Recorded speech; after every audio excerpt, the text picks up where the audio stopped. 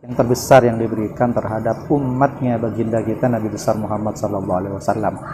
Karena di bulan ini semua pahala, semua apapun itu Allah sendiri yang mencatatnya, Allah sendiri yang memberikan pahala terhadap kita yang melakukan puasa. Ada dimensi, tidak hanya dimensi rohani yang oleh Allah berikan terhadap kita untuk saling belajar di bulan Ramadan ini, tapi ada nuansa sosial di bulan Ramadan ini, yaitu berupa kewajiban kita untuk mengeluarkan zakat fitrah. Nah, pada siang hari ini telah hadir di hadapan kita bersama adalah Rois Suriah MWC NU Sebagus Al-Mukarram Kiai Sugandi yang akan memberikan paparan tentang zakat fitrah. Bagaimana umat ini kenapa diwajibkan melakukan zakat fitrah, untuk siapa zakat fitrah, dan apa fungsi daripada zakat fitrah itu sendiri. Maka alangkah baiknya kita buka sesi segmen pada sore hari ini dengan pembacaan surat Fatihah. Semoga acara ini bisa berjalan dengan lancar dan mendapatkan ridho dari Allah Subhanahu wa taala. Al-Fatihah. A'udzubillahi minasyaitonirrajim. Bismillahirrahmanirrahim. Alhamdulillahirabbil alamin. Ar-Rahmanirrahim. Maliki yaumiddin. Na'budu wa nasta'inu shiratal mustaqim. Shiratal ladzina an'amta 'alaihim ghairil maghdubi 'alaihim waladdallin. Amin. Baiklah para pemirsa, untuk selanjutnya kami berikan sepenuhnya kepada Kiai Sugandi untuk memaparkan lebih detail lagi apa sesungguhnya zakat fitrah itu, fungsinya, kemudian diberikan kepada siapakah. Nah, kepadanya kami persilahkan.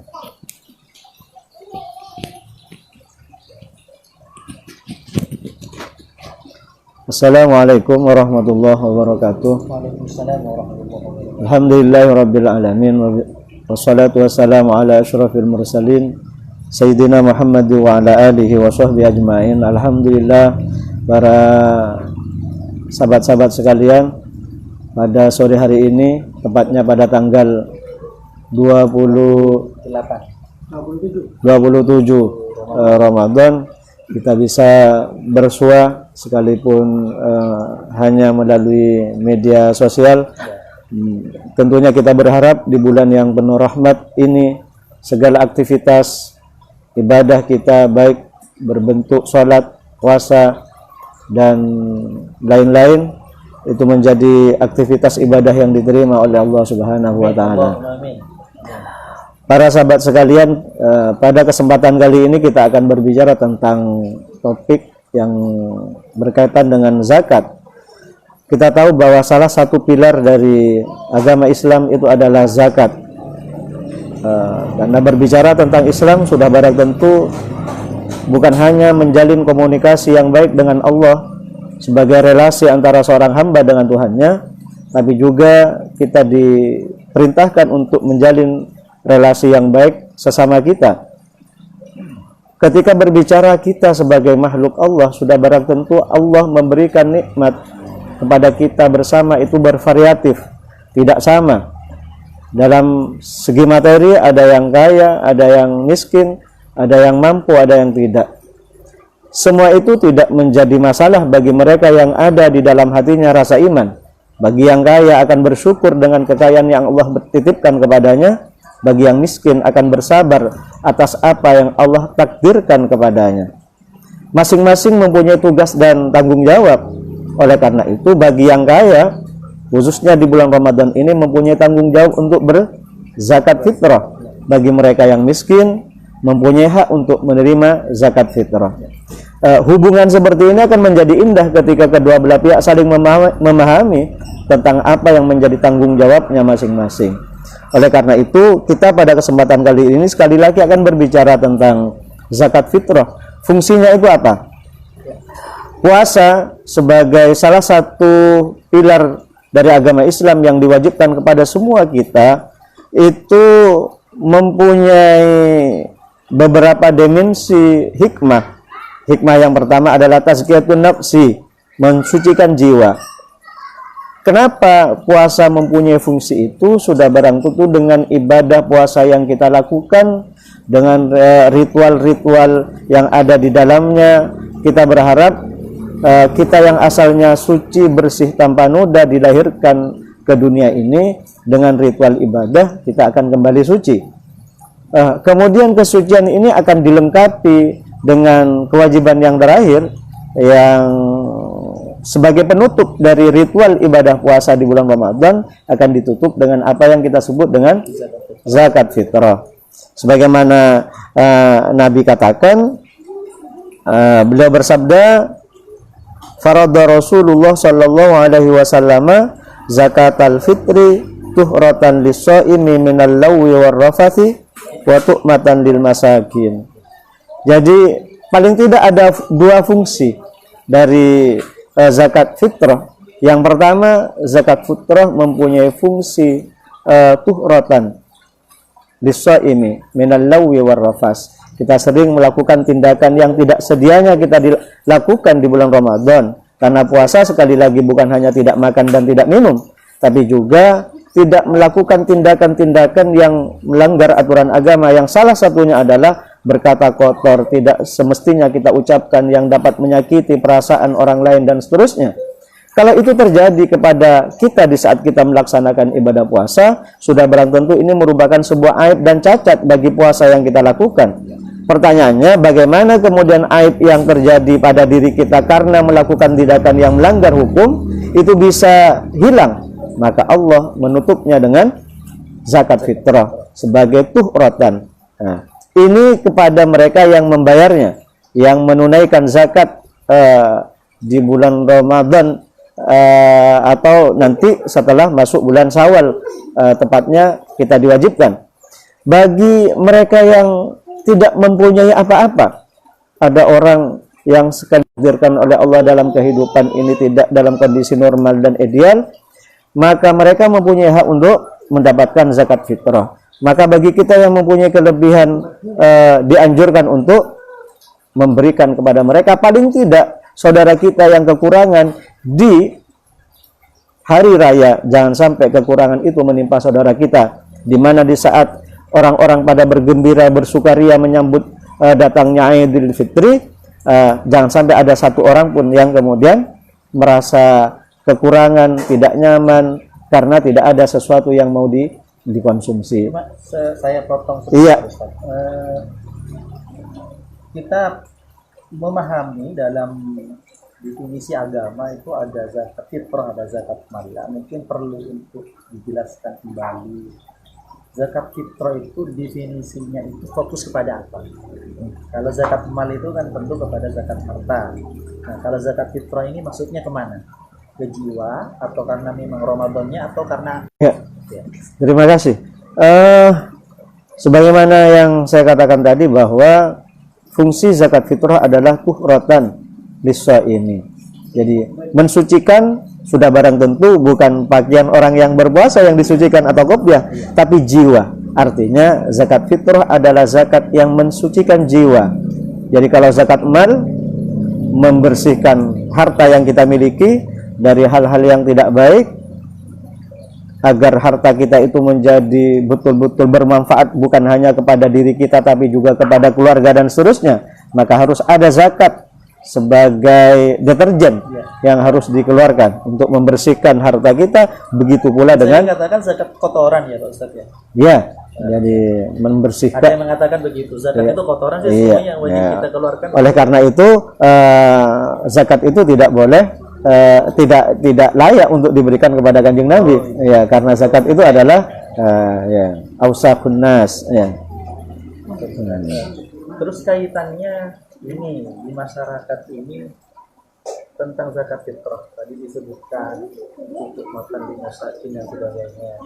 Lah, ada apa namanya pemikiran di masyarakat itu bahwa zakat fitrah ini peruntukannya hanya untuk fakir miskin.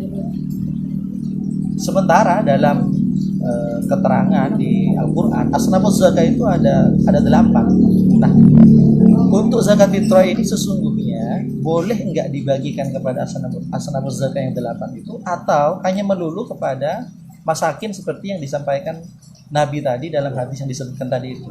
Ya. Gimana Ustaz? Terima kasih. Sekali lagi, zakat sebagai salah satu media Islam untuk memberikan rasa nyaman bagi setiap kita tentunya, baik kita yang mempunyai harta cukup maupun tidak. Maka ulama khilaf dalam menyikapi hal ini. Kalau zakat sebagaimana Nabi tadi singgung adalah untuk membersihkan bagi kita yang berpuasa, memberikan makan kepada mereka yang yang miskin, maka menurut sebagian ulama, keumuman ayat innamas shadaqah lil fuqara ila akhiri itu kemudian ditaksis dengan hadis ini. Jadi sekalipun pada dasarnya umum, tapi karena ini menyangkut kebutuhan hidup pada Idul Fitri, maka zakat fitrah idealnya diberikan kepada mereka yang miskin. Itu yang pertama, seharusnya seharusnya diberikan kepada ya, karena ini setahun satu kali, Ustaz. Setahun satu kali. Paling tidak mereka yang miskin setahun satu kali itu merasa nyaman lah, cukup dan seterusnya. Ya, masalahnya saat ini lagi banyak rebutan. Ini zakat fitrah ini seperti hal yang jadi bahan rebutan. Masjid lah minta juga lah, ini madrasah minta juga lah, dan sebagainya. Jadi kalau memang ada keterangan seperti itu, memang ya seharusnya sih peruntukannya memang untuk masakin dan fuqara, begitu ya Ustaz? Ya, karena kebutuhan hidup itu jauh lebih penting dari hanya kebutuhan bangunan, Ustaz. Kita kadang-kadang berbangga ria dengan bangunan masjid yang mentereng, madrasah dan seterusnya, tapi kita menganggap biasa saudara tetangga kita yang setiap hari itu merasa kekurangan dan kelaparan. Dan orang yang menganggap itu hal yang biasa, naudzubillah, itu adalah termasuk orang yang diancam oleh Rasulullah. Nabi mengatakan, wallahi la yu'min, wallahi la yu'min, wallahi la yu'min man bata sab'ana wa jaruhu ja'i'un wa huwa ya'lamu. Jadi demi Allah, bukan termasuk golongan orang yang beriman mereka yang tidur dalam keadaan kenyang sementara tetangganya kelaparan dan dia mengetahuinya. Masya Allah. Ini artinya bahwa kepedulian sosial itu sangat diperhatikan oleh Islam. Ya. Terus kaitan dengan kapan penunaian zakat fitrah ini bisa dilakukan? Ya. Untuk menunaikan zakat fitrah itu sebenarnya waktunya sudah masuk ketika sudah masuk Ramadan. Karena untuk orang bisa dikatakan wajib membayar zakat fitrah harus memenuhi dua kriteria. Yang pertama, menututi idrak, istilahnya ba'di Ramadan wa ba'di Syawal. Wah, dua itu ya. Waktu ini ya. Sekalipun hanya relatif singkat. Misalnya ada sore hari misalnya, paling belakang bulan Ramadan. Ya, tanggal 30 bulan Ramadan ada anak lahir menjelang azan maghrib. Nah, maka dia wajib. Atau orang meninggal setelah azan di bulan Syawal. Nah, ini juga wajib. Lah, kalau orang meninggal dunia setelah misalnya azan maghrib meninggal dunia, yang membayarkan ini siapa nanti Ustaz? Nah, karena zakat ini termasuk hukukullah, maka hak-hak Allah, hak-hak yang berkaitan dengan Allah itu harus didahulukan dari hakul adami. Artinya mayit kan mempunyai harta peninggalan tirka. Benar. Maka tirka itu jangan dibagi waris dulu sebelum kewajiban si mayit ini ditunaikan. Salah satunya adalah zakat fitrah. Ya. Sebelum tirka dibagikan, sebaiknya apa kewajiban mayit ini belum diselesaikan, begitu ya? Hutang-hutang dia. Ya. Terus ketika misalnya ini Pak Ustadz, misalnya ini banyak orang juga bertanya sih tentang persoalan zakat ini. Hikmahnya, hikmah dibalik kenapa sih Allah menurunkan kewajiban terhadap kita mengeluarkan zakat fitrah? Apakah hanya melulu cukupkah dengan 2,5 kilo atau 3 kilo itu untuk kebutuhan mereka? Hikmahnya sih apa sih? Iya. sebenarnya yang Allah akan sampaikan kepada kita bagaimana kita ini mempunyai kepedulian terhadap sesama. Ada kepekaan sosial. Nabi mengatakan man lam yahtamma bi amril muslimin falaysa minhum. Barang siapa yang tidak peduli terhadap urusan kaum muslimin, maka dia bukan bagian dari kaum muslimin. Pesannya adalah bahwa kita dianjurkan, disarankan, diwajibkan bahkan untuk peduli, karena sekali lagi kita bukan hanya disuruh mengabdi kepada Allah dalam bentuk ritual ibadah, tapi juga mengabdi kepada Allah dalam bentuk ibadah sosial. Ini terbukti Allah berfirman, inni ja'ilun fil ardi khalifah. Kita khalifatullah fil ardi. Maka apa yang menjadi kebutuhan umat itu menjadi tanggung jawab kita. Ya, jadi Harus ada yang mengeluti di bidang zakat tentunya, Ustaz. iya, sudah pasti itu. Ya. Jadi harus ada orang tenaga profesional yang mengelola dana zakat sehingga ini menjadi baitul malnya umat Perlu Islam. nggak pemerintah misalnya dalam hal ini hadir dalam persoalan zakat ini? Saya kira sangat penting. Ya. Bagaimana kemudian konsep fikih mengatakan bahwa amil salah satu mustahik dari zakat itu adalah orang yang dilantik secara resmi oleh pemerintah. Ini artinya bahwa kehadiran pemerintah dalam rangka untuk memberikan kenyamanan, kesejahteraan kepada umat, baik itu melalui pintu zakat maupun pintu yang lain, itu menjadi sebuah hal yang niscaya. Ya. Kira-kira Ustadz setuju nggak? Misalnya kita pernah mendengar nih ada zakat produktif, ada zakat konsumtif. Zakat fitrah ini dikumpulkan begitu banyak kemudian dijadikan dalam bentuk produktivitas. Iya. Kaitan dengan sejarah Nabi peruntukan ini memang untuk konsumtif. Konsumtif. Tapi saat ini dikelola dengan begitu hebat sehingga memunculkan yang namanya istilahnya zakat produktif. Nah, untuk khusus zakat fitrah ini kira-kira lebih layak kemana ini Ustaz? Ke produktifnya apa ke konsumtifnya kira-kira ini? Sebenarnya apa yang dicanangkan oleh sahabat-sahabat teman-teman dengan zakat produktifnya itu cukup bagus.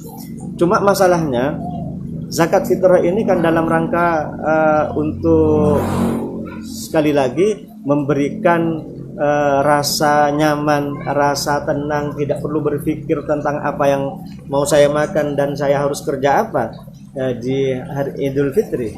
Maka kalau menurut saya, kalau zakat fitrah masih sangat dibutuhkan oleh banyak orang karena mereka itu tidak ada yang memberi mereka makan, artinya kalau tidak menerima zakat fitrah mereka itu kemudian kelaparan, maka saya kira jangan dijadikan zakat produktif dulu. Jadi penuhi apa yang menjadi kebutuhan mereka di saat itu. Kecuali kalau memang masyarakat itu sudah mumpuni.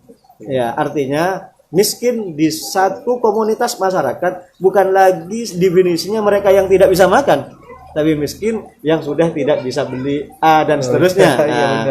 Kalau begitu mungkin produktif, oke, silakan. Tapi kalau ini dengan kebutuhan sehari-hari makan aja tidak, kenapa harus dikembangkan? Memangnya makan itu bisa ditunda 1, 2, 3, 4 hari? Betul, iya. Saya kira itu, Ustaz. Ya. Tapi mungkinkah ini terjadi di Indonesia? Tidak terlalu banyak sih, tidak terlalu besar ke Indonesia sih. Di desa kita misalnya memfungsikan zakat dengan betul-betul sefungsi-fungsinya, sehingga tidak ada orang miskin di desa ini kecuali bisa kita berikan konsumsi dengan zakat itu. Bisa nggak, mungkinkah itu?